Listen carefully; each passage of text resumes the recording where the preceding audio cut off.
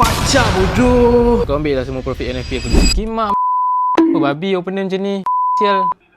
Aku dengar sekejap lagi ada news kan. Tapi sabar sekejap. Ada benda yang lagi penting daripada news ni. Ada opponent komputer ni, noob-noob ajak aku fight. Noob je kau. Betul ajak aku fight. Sabar sekejap. Sabar sekejap. Ada NFP ni. Lagi 5 minit. 9.25 aku nampak dekat H1. First touch, second touch, third touch kau tengok. Lepas tu dekat H1 ada juga setup rally base rally. Ini SND. Thailand ada dekat ibu, SND ada dekat ibu. Simple ke tak simple? Ada ibu tu aku dah tahu dah NFP aku nak entry apa. Aku sambung main dulu sekejap lagi pukul 9.28 macam tu. Aku buka balik chat aku nak entry. Okay, dah 9.29. Confirmation yang paling terbesar, setup aku cari sendiri guna ibu. Confirmation aku buka rumah biru Golden Boy, aku tengok dia bagi apa. Buy ke sell. Itu confirmation aku. 9.29 aku entry dulu buy. Aku margin dulu account willing tulus aku. 4 3 2 1. Pacak bodoh. Aku dah cakap lah. Sekejap dia tengok pacak A.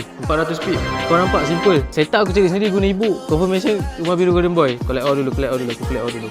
Aku nak sambung FIFA ni. Tapi profit ni aku ingat aku nak ajak siapa-siapa fight FIFA ni dengan aku. Kalau dia menang, kau ambil lah semua profit NFP aku.